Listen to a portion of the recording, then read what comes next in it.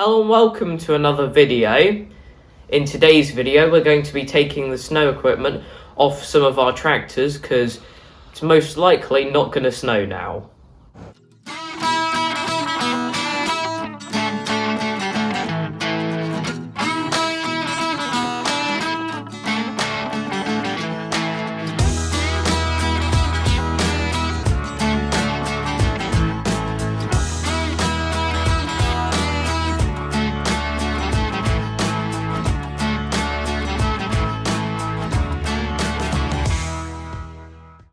We've left our snow moving equipment on our tractors for as long as possible in the hope of trying to get some snow, and some of our YouTube friends annoyingly have had many tons of it if they're in America and Canada, some of which have promised to send us some, but clearly it must have melted on the way. Now we have two tractors with snow moving equipment on, so let's get them round and we can talk about them.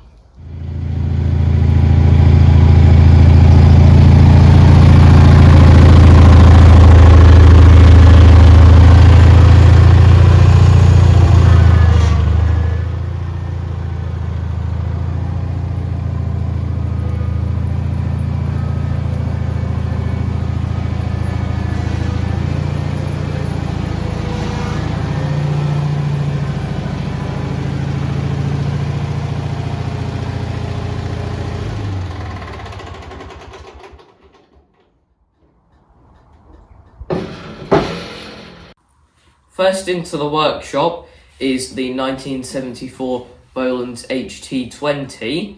Now, currently we have it fitted with the tyre chains and wheel weights on the rear. And on the front we have our replica Bolens HT hydraulic tilt snowblade, which we made a couple of years ago. Now the hydraulic tilt uses the two auxiliary hydraulic points on the front, and then is mounted to the front attachment point here where it pivots, and then you can see the push rods go back to the hydraulic lift cylinder bracket back there, which is what lifts it up and down. Now what we're going to do is start up the tractor again, lift it up and tilt the blade so that the ram is fully closed. And we like to do this when we're going to put the blade in storage so that we don't get any corrosion on the piston arm in the hydraulic cylinder. Let's start it up.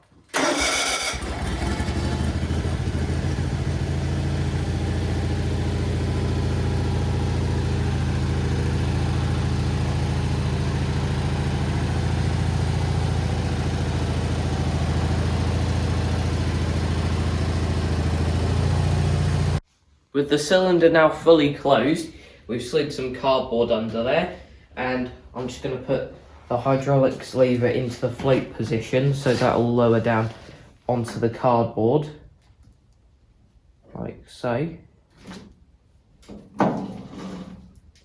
Just like that, and with it in the float position that means it's fully on the floor. First thing to disconnect then will be the auxiliary hydraulic points for the hydraulic tilt cylinder. First thing I'm going to do is just disconnect the covers from each other so they are ready to go back on when I disconnect the hydraulics lines. Now these are quick connectors, so you've just got to push back the sleeve and pull out this part. I'll just dry this off a bit with a piece of tissue, and then we can dry off the cover a bit too. Then we can put the cover back on there and do the same for this side. Those covers do get a bit slimy at times with hydraulic oil, so it does become difficult at some points to push the covers back. There's a lot of hydraulic oil on these, but they are now disconnected, and you've just got to put these covers back in.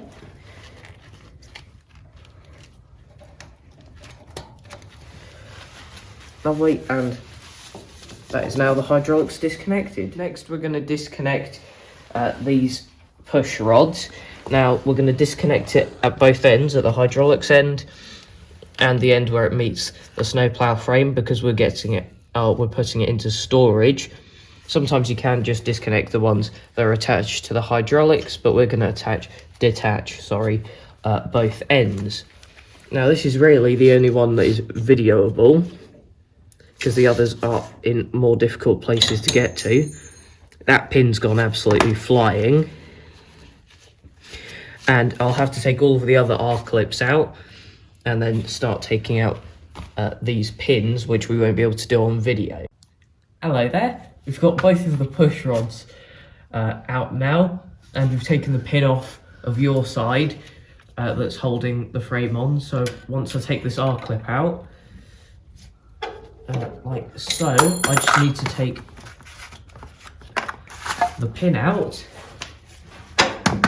like that, and then the blade frame now on the ground, fully disconnected. With the final pin disconnected, we pulled the blade out here on the cardboard, and that is now out of the way enough for us to move on. Now, the next thing we're going to do is jack up the back of the tractor and see if we can get these tyre chains off.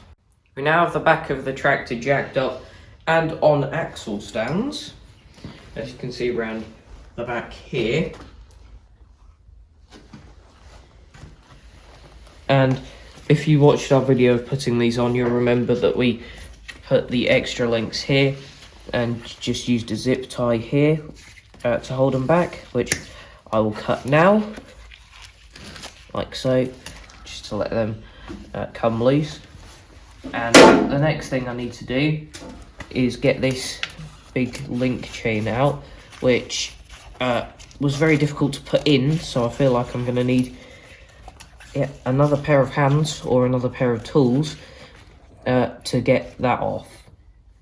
After a bit of assistance, we now have this clip undone, and if I just pull it through here, this side is now disconnected. There is the clip on the other side to do too. So well, that's easier when that comes around, I guess. There we go, that's disconnected, and we can just let change roll off that side, and then grab the two ends here. There's the chain set off. We've released some of the tension on this chain now, so I'll disconnect the links fully. That's that side done. And now this side, which is always a bit more difficult on this bit.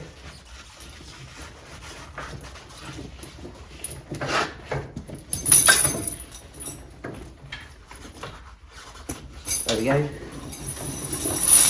Got it disconnected in the end.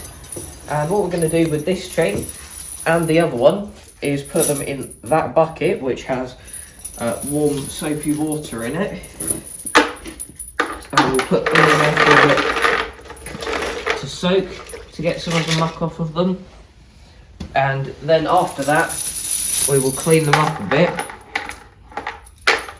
and then lightly oil them, and then put them away in storage so that they're ready for all the snow we're going to get next year. We've now put the snow blade into storage, and we've decided that we're going to leave the wheel weights on the back of this tractor. Now, we also had a look around the HT20, make sure that there's nothing wrong with it. So what we're now going to do is just start this up, take it back round to the working tractor store, and bring around the next tractor that we need to take the snow clearing equipment off of. So I'll head out with this now.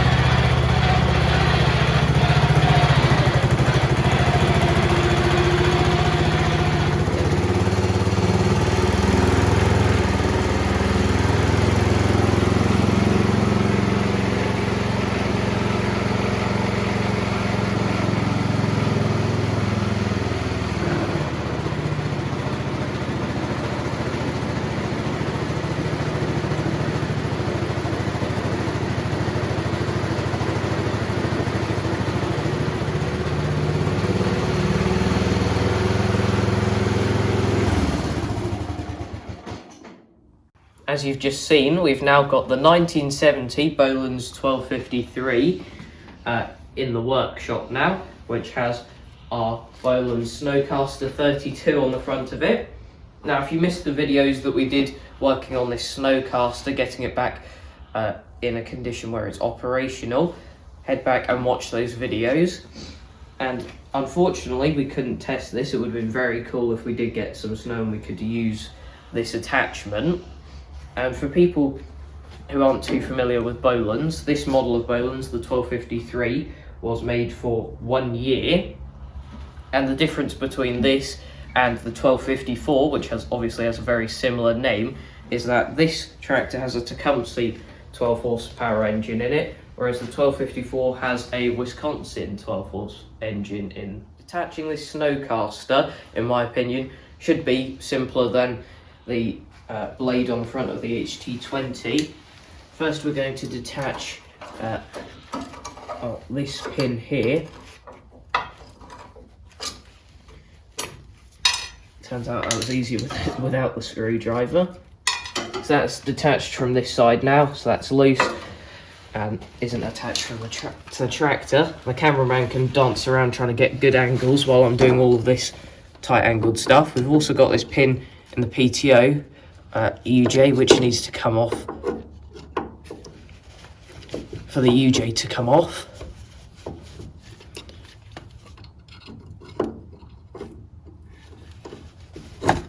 There we go, that is out. You can see that a bit better now. Put that on the wheel arch, or the side step 2.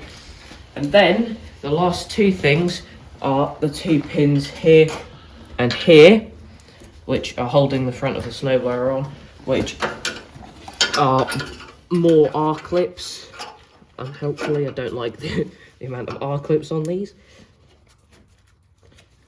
A screwdriver or a cable tie always makes getting these R-clips out a bit easier, because that gives you more leverage to take them off like that. And then it's just a case of getting the pins out and then pulling it forward. Now, with some assistance from the cameraman, one of us moving about the Snowcaster to wobble the bracket a tiny bit so we could pull the pins out. Both of the pins are now out, and we've got two options now: either pull the Snowcaster forward or push the tractor back to part the two. And what we've done is we've taken the drive pin out of the rear axle so that we can push the tractor back. So now we can separate this.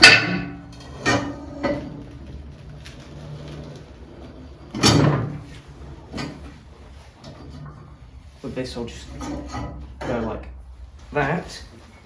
Now, as you can see, the UJ just came off of this other PTO shaft, which is fine because we've noticed this, and that's completely normal.